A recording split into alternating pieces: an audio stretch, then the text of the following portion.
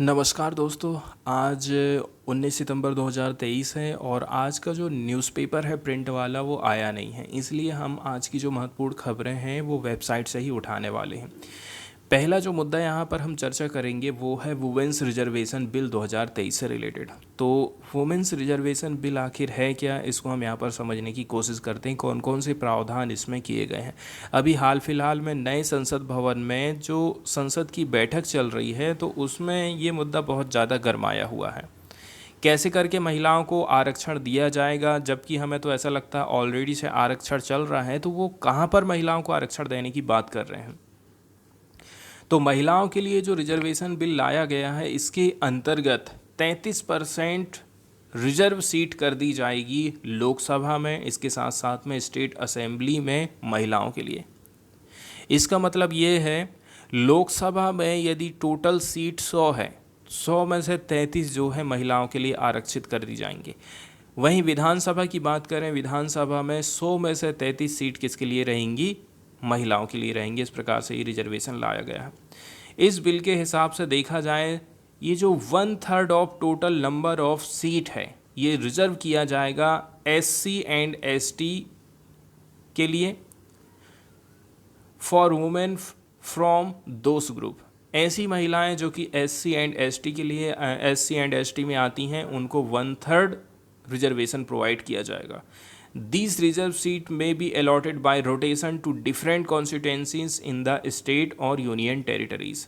लेकिन यहाँ पर दिक्कत ये हो गई है, ये जो रिजर्व सीट हैं इनको अलॉट किया जाएगा रोटेशन के हिसाब से। अभी एक कॉन्स्टिट्यूंसी को दे दी है, फिर अगला दूसरा कॉन्स्टिट्यूंसी को देंगे, इस प्रकार से इसको रोटेट किया जाएगा। इसके माध्यम से हम जेंडर पैरिटी को इंश्योर कर पाएंगे, इंक्लूसिव गवर्नेंस सिस्टम लेके आएंगे। The bill remained a legislative limbo for far too long. While the bill was passed in the Rajya Sabha in 2010, it was not tabled in lower house of the parliament until today. इतना महत्वपूर्ण ये मुद्दा है, 2010 में ये पास हो गया था, लेकिन अभी तक फिर इसके ऊपर कोई चर्चा नहीं हुई है। ये विधेयक कहता है कि ये जो सीट का रिजर्वेशन रहेगा महिलाओं का, shall be cease to exist 15 year. आने वाले 15 साल के लिए, अभी जो संशोधन हुआ है, आने वाले 15 साल के लिए ये रिजर्वेशन हो जाएगा। पार्लियामेंट सेशन के अहेड में several leader across the political divide pushed for women's quota. लेकिन यहाँ पर आपको पॉलिटिकल डिवाइड देखने को मिल जाएगा कि कौन इसका समर्थन कर रहे हैं, कौन इसका समर्थन नहीं कर रहे हैं। इसके बाद वाली जो न्यूज़ यहाँ पर हम डिस्कस करने वाले हैं वो एनवायरनमेंट से रिलेटेड। तो यहाँ पर आप देखेंगे पार्टिकुलरली नॉर्वे की बात करी जा रही है। Solar panels go into service near north pole. तो पृथ्वी का जो नॉर्थ पोल है यहाँ पर सोलर पैनल लगाया जा रहा है, इससे रिलेटेड ये न्यूज़ आई है।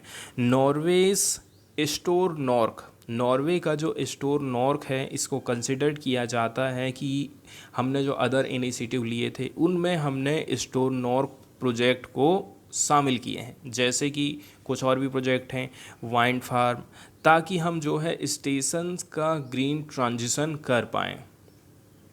कैसे करके ये ग्रीन ट्रांजिशन होगा इसको हम देख सकते हैं।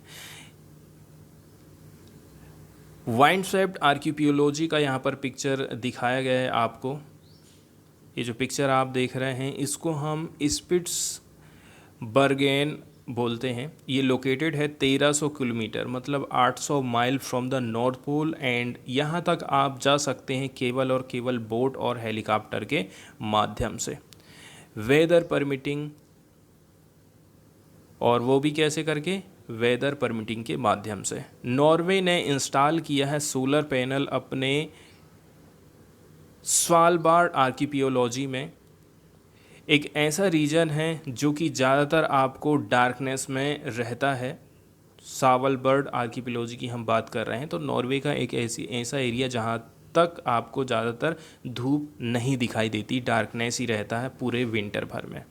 यहाँ एक पायलट प्रोजेक्ट लगाया जा रहा है जिसके माध्यम से रिमोट आर्कटिक कम्युनिटीज़ जो यहाँ पर रह रही है उनको ग्रीन एनर्जी हम प्रोवाइड कर सकें। यहाँ पर लगभग 6 रो लगाई गई हैं। 360 solar panel will on Thursday begin providing electricity. इस एरिया में जो सोलर पैनल लगाए गए हैं इसके माध्यम से इस एरिया में इलेक्ट्रिसिटी प्रोवाइड करी जाएगी। और ये काम होने वाला है ओल्ड शिपिंग रेडियो स्टेशन में।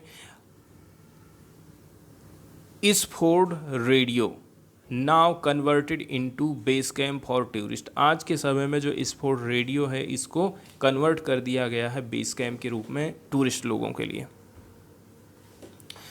फिर से बताया जाता है स्पिट्सबर्गन के रूप में इस एरिया को जाना जाता है। ये लोकेटेड है 1300 किलोमीटर यदि हम नॉर्थ पोल से जाएंगे तो। और ये एरिया एक्सेस तभी किया जा सकता है जब आपके पास में वेदर का परमिट हो और आप बोट या फिर हेलीकॉप्टर के माध्यम से ही जा सकते हैं।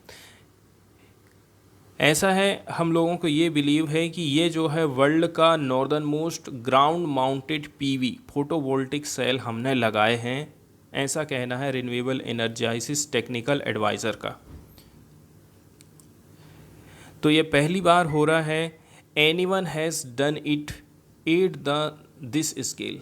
इतने बड़े पैमाने पर हम ये काम कर पाए हैं आर्कटिक वाले एरिया में, ऐसा पहली बार हो रहा है। इसके अलावा 100 सोलर पैनल जो है और भी ज़्यादा पोजीशन किए गए हैं on the roof of the radio station. यहाँ पर जो रेडियो स्टेशन बनाया गया है उसकी छत में 16 और सोलर पैनल लगाए गए हैं। Which has until now run on diesel generator, जो कि अभी तक देखा जाए तो डीजल जनरेटर से चला करता था। And should cover about half of the sites electricity need and cut it's CO2 emission. और इस प्रकार से CO2 का जो उत्सर्जन हो रहा था उसका आधा उत्सर्जन हम कम कर सकते हैं। ये जो सोलर पैनल लगाए गए हैं इसके माध्यम से जो अल्बेडो इफेक्ट होता है उससे भी हमें बेनिफिट मिल जाने वाला है। The reflective power of snow and ice as well as low temperature that improve their efficiency. एक जो यहाँ पर इफेक्ट की बात करी जा रही है कि जो स्नो एंड आइस होता है वो पावर को क्या करेगा, रिफ्लेक्ट करेगा। इसके साथ साथ में लो टेम्परेचर, इसकी मदद से हम जो है एफिशिएंसी को बढ़ा सकते हैं या फिर उससे हमें सहायता मिलेगी। इसके बाद अगली जो न्यूज़ यहाँ पर हम डिस्कस करने वाले हैं वो नीति आयोग से रिलेटेड है। तो नीति आयोग से किस प्रकार से डिमांड करी गई है इसके बारे में यहाँ पर हम चर्चा करेंगे और इसके साथ ही साथ में हम नीति आयोग के बारे में थोड़ी सी बेसिक जानकारी देखने वाले हैं। नीति आयोग, जिसको हम national institution for transforming India बोलते हैं। नीति आयोग पहले योजना आयोग हुआ करता था। योजना आयोग को सुधार करके सरकार नीति आयोग बनाई है। योजना आयोग की ये प्रमुख विशेषता रही थी कि ज़्यादातर जो चीज़ें थी वो सेंट्रली थी। सेंट्रली का मतलब ये है केंद्र सरकार योजना बनाती थी और राज्य सरकारों को अपने राज्यों में लागू करना होता था। तो यहाँ पर एक आलोचना ये हो रही है कि किस स्टेट की कौन सी ज़रूरत है ये केंद्र सरकार को नहीं पता है। भारत इतना ज़्यादा डाइवर्सिटी वाला देश है तो अलग अलग रीजन की अलग अलग समस्याएं हैं। अब एक चीज़ की समस्या जो है पूरे देश भर में नहीं हो सकती, इसीलिए एक ही योजना को पूरे देश भर में लागू नहीं किया जा सकता है। और यही एक प्रमुख मुद्दा था नीति आयोग को लाने का। सबसे बड़ा मेन रीज़न यही था, कैसे न कैसे करके हम योजना आयोग में कैसे करके राज्य सरकारों को पार्टिसिपेट कर सकते हैं, राज्य सरकारों की भागीदारी कैसे करके बढ़ाई जाए ताकि जो सहकारी संघवाद है, फेडरलिज्म जिसको बोलते हैं, उसको हम कैसे करके बढ़ावा दे सकते हैं। इसीलिए नीति आयोग को लाया गया था। तो कुल मिलाकर के इसका जो मेन रीज़न है वो एक यही है। एग्जाम्पल के तौर पर नेशनल लेवल पर जो सेंट्रल गवर्नमेंट है उसने योजनाएं बनाई, फिर क्या काम करी, बोली राज्य सरकारों को कि आप इनको इम्प्लीमेंट करने का काम करिए। लेकिन आज का समय में ऐसा हो गया है कि यदि हम नीति आयोग की बात करेंगे तो यहाँ पर नीति आयोग में केंद्र सरकार भी बैठ रही है और स्टेट गवर्नमेंट भी बैठ रही है, दोनों मिलकर के योजनाएं बनाते हैं। बस इसका सबसे बड़ा मेन जो मुद्दा रहा है, मेन जो परिवर्तन किया गया है वो यही रहा था। तो जो प्लानिंग कमीशन रहा था, प्लानिंग कमीशन हम लेकर के आए थे USSR मॉडल से। USSR में सबसे पहले योजना आयोग को अपनाया गया था। प्लानिंग कमीशन को हमने रिप्लेस कर दिए थे एक नई संस्था के माध्यम से जिसका नाम है नीति आयोग, और डेट है 1 जनवरी 2015 की, ताकि हम जो है बॉटम अप अप्रोच को हासिल कर सकें, ताकि हमारा जो विज़न है मैक्सिमम गवर्नेंस मिनिमम गवर्नमेंट, इसको हम हासिल कर सकें और ये कोऑपरेटिव फेडरलिज्म को बढ़ावा दे सके। नीति आयोग की बात करें, इसका चेयरपर्सन या फिर मुखिया कौन रहता है? इसके अध्यक्ष होते हैं प्राइम मिनिस्टर। वाइस चेयरपर्सन के रूप में जो है कौन रहेगा? इसको अपॉइंटमेंट किया जाएगा प्राइम मिनिस्टर के द्वारा। गवर्निंग काउंसिल यहाँ पर होती है, इसमें chief minister of all state बैठते हैं।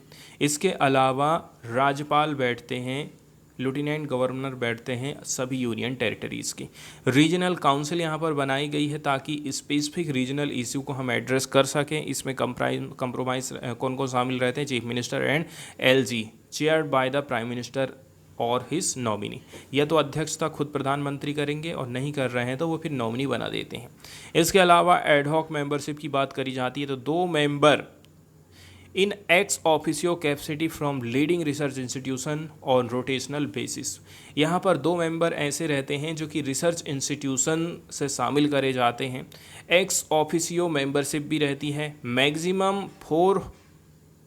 4 from union council of minister to be nominated by prime minister. Prime minister के द्वारा यूनियन काउंसिल से मैक्सिमम 4 मेंबर को एक्स ऑफिसियो मेंबरशिप के लिए चुना जाता है।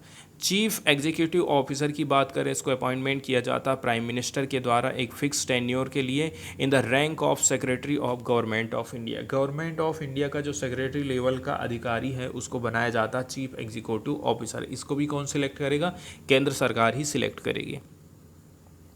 स्पेशल इन्वाइटी के तौर पर भी कुछ लोग हो सकते हैं, जैसे कि किसी एक्सपर्ट को हमने बुला लिए, स्पेशलिस्ट को बुला लिए, पार्टिकुलर ठीक है डोमेन में जिनका नॉलेज रहता है। ये काम प्राइम मिनिस्टर के द्वारा ही किया जाता है। इसके अलावा नीति आयोग हब्स भी बनाए गए हैं। टीम इंडिया हब काम करता है as a interface between state and centre. Team India hub जो है दोनों के बीच में एक कड़ी का काम करता है। नॉलेज एंड इनोवेशन हब बनाया गया है ताकि थिंक टैंक एक्यूमेन के रूप में नीति आयोग काम कर सके। थिंक टैंक के रूप में क्या मतलब है कि ये बहुत सारे रिसर्च का काम भी करते रहता है, रिपोर्ट भी जारी करते रहता है।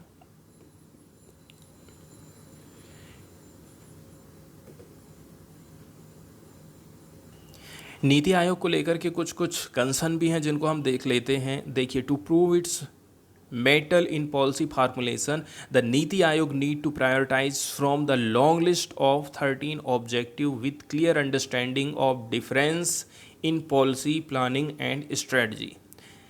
यहाँ पर बताया जा रहा है कि यदि ये पॉलिसी फार्मूलेशन में इतना ज़्यादा बेहतर काम करे तो नीति आयोग को ज़रूरत है कि वो प्रायोरिटी करे एक लॉन्ग लिस्ट। 13 इसमें ऑब्जेक्टिव होना चाहिए, इसकी क्लियर अंडरस्टैंडिंग रहे अलग अलग पॉलिसी प्लानिंग एंड स्ट्रेटजी को लेकर के। यदि हमको ट्रस्ट का बिल्ड करना है, faith and confidence more than the planning commission से यदि ज़्यादा भरोसा हासिल करना है तो नीति आयोग को ज़रूरत है freedom of various kind with budgetary provision, not in term of plan and non plan expenditure but revenue and capital expenditure, as the higher rate of increase in capital expenditure can remove infrastructure deficit। NITI Aayog को ज़रूरत है कि वो फिर तरीके से काम करे। कब करेगा? जब नीति आयोग को पैसा मिलेगा। नीति आयोग और प्लानिंग कमीशन में यहाँ पर थोड़ा सा अंतर बताया गया है, ये हमारे लिए थोड़ा सा इम्पोर्टेंट हो जाता है। नीति आयोग आज के समय में थिंक टैंक के रूप में काम करता है, लेकिन ये जो प्लानिंग कमीशन था वो एक्स्ट्रा कॉन्स्टिट्यूशनल बॉडी माना जाता है। इसमें लिमिटेड एक्सपर्ट लोग रहते थे, लेकिन यहाँ पर जो है वाइडर एक्सपर्टाइज मौजूद है। प्लानिंग कमीशन में स्टेट पार्टिसिपेटेड एज, इसमें ऐसा नहीं है कि स्टेट पार्टिसिपेट नहीं करते थे, इसमें भी स्टेट पार्टिसिपेट करते थे as spectator in annual plan meeting. लेकिन यहाँ पर जो स्टेट मौजूद हैं वो इक्वल पार्टनर के तौर पर मौजूद हैं। केंद्र सरकार, राज्य सरकार यहाँ पर बराबर हो गई है। सेक्रेटरी को अपॉइंट किया जाता था नॉर्मल प्रोसेस के माध्यम से, लेकिन यहाँ पर जो सेक्रेटरी है जिसको हम सीईओ बोल रहे हैं, इसको अपॉइंटमेंट किया जा रहा है प्राइम मिनिस्टर के द्वारा। रिसेंटली कौन बना है ये देख सकते हैं, डेट वेट चेंज हो गई होगी। इसके बाद टॉप डाउन अप्रोच के ऊपर काम करता था योजना आयोग, लेकिन ये काम करता है बॉटम टॉप अप्रोच के ऊपर। Impose policy on state and tied allocation of fund with project it approved. इसमें क्या काम हुआ करता था, केंद्र सरकार योजनाएं बनाया करती थी और स्टेट गवर्नमेंट को कहती थी कि आप इनको लागू करियो, और लागू करना है इसके लिए पैसा भी योजना आयोग देता था। लेकिन it does not possess mandate to impose policy, यहाँ पर स्टेट गवर्नमेंट के ऊपर किसी प्रकार की पॉलिसी को इम्पोज नहीं किया जाता, लेकिन ये पैसा एलोकेट नहीं करता है। It has power to allocate fund to ministries and state government, लेकिन यहाँ पर ये पावर जो है फंड को एलोकेट करने की, ये अभी फाइनेंस मिनिस्टर के पास में है। तो जो federation of minor minerals industry है, इसके जो नेशनल जनरल सेक्रेटरी हैं CH राव, उन्होंने नीति आयोग से कहा है कि आप जो है इम्प्लीमेंट करिए यूनिफॉर्म मिनरल पॉलिसी पूरे अक्रॉस इंडिया में in the name of one nation one mineral one tax system के आधार पर, ताकि इंश्योर किया जा सके सप्लाई ऑफ मिनरल्स को in a transparent and simplified manner which would ensure speedy growth of industries in the country. तो जो mineral industry है, खनन उद्योग है, वो नीति आयोग से कह रहा है कि आप जो है एक सा सिस्टम लेकर के आइए, जैसे कि one nation one mineral one tax system होना चाहिए। ऐसा नहीं है कि कहीं पर आप कम लगा दे रहे हैं, कहीं पर ज़्यादा लगा दे रहे हैं, तो इससे जो कंपनियां हैं ना, वो घाटे में चले जाएंगी।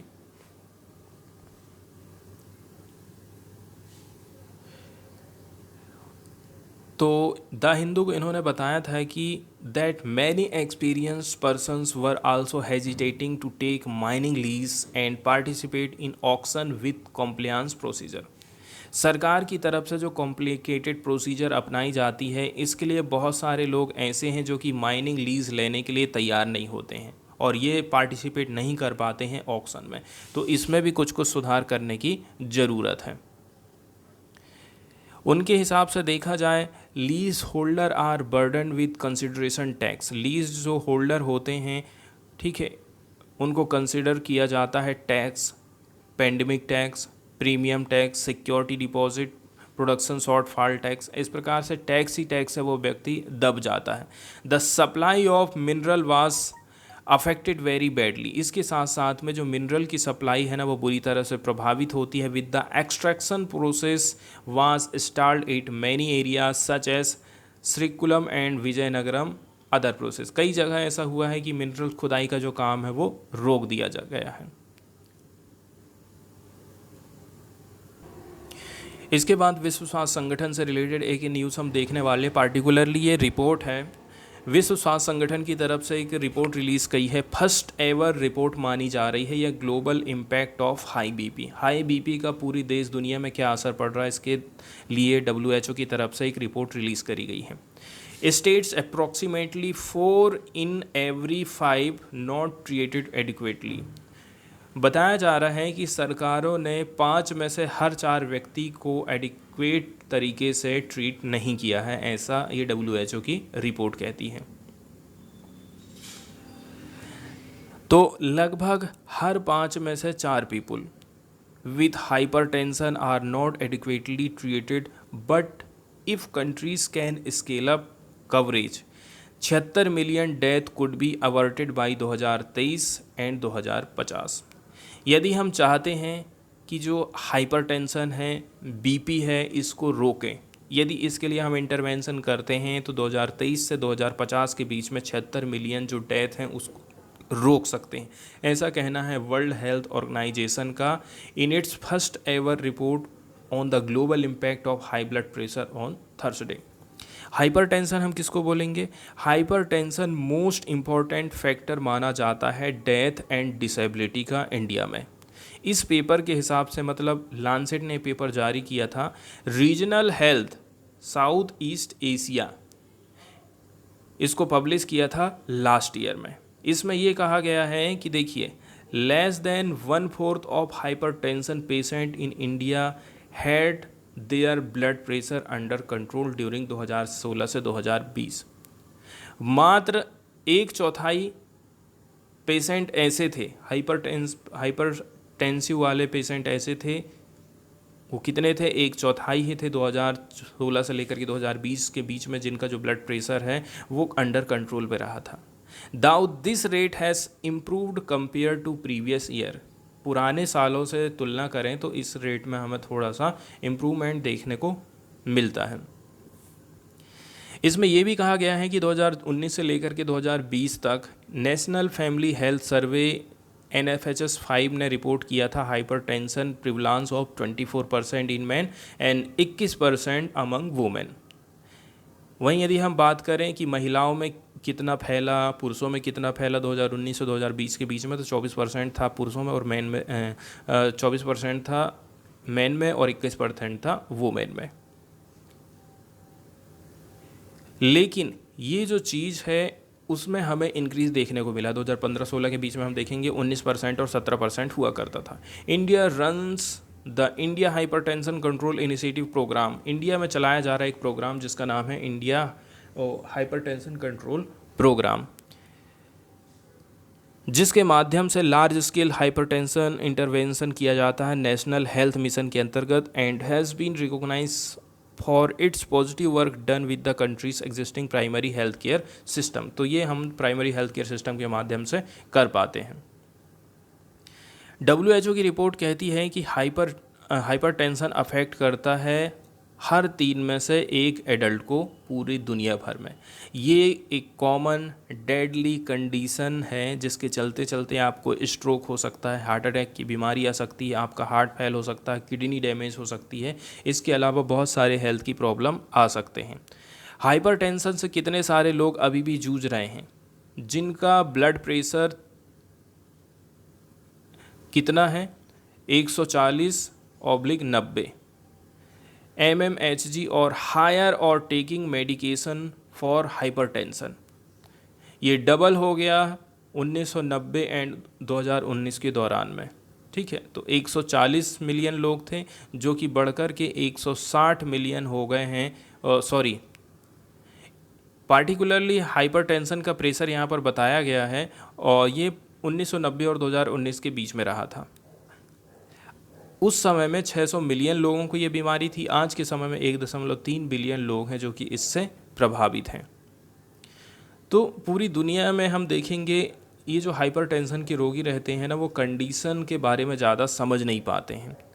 More than 3/4 of adult with hypertension live in low and middle income countries. और ज़्यादातर जो केसेस हैं, ठीक है, ज़्यादातर जो केसेस हैं हमको जो है लो एंड मिडिल इनकम कंट्रीज़ में ही देखने को मिलता है।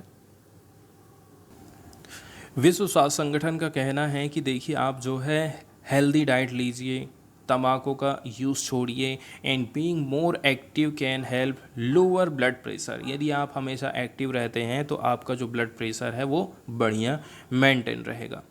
सम पीपल में need medicine that can control hypertension effectively and prevent related complication. कुछ लोग ऐसे हैं जिनको मेडिसिन की ज़रूरत पड़ सकती है ताकि हाइपरटेंशन को कंट्रोल हम कर सकें। सबसे पहले हमें जो है अर्ली डिटेक्शन का काम करना चाहिए, यही एक इफ़ेक्टिव मैनेजमेंट हो सकता है।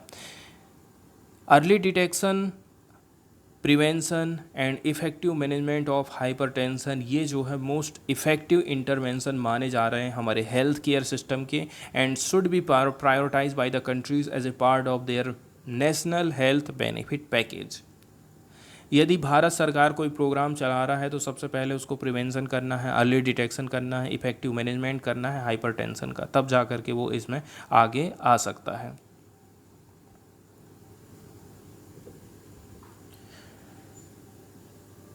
हाइपरटेंशन को हम कंट्रोल कर सकते हैं effectively with simple low cost medication regime. यदि आप जो है simple low cost medication regiments का इस्तेमाल कर रहे हैं तो भी आप इसको कंट्रोल कर सकते हैं।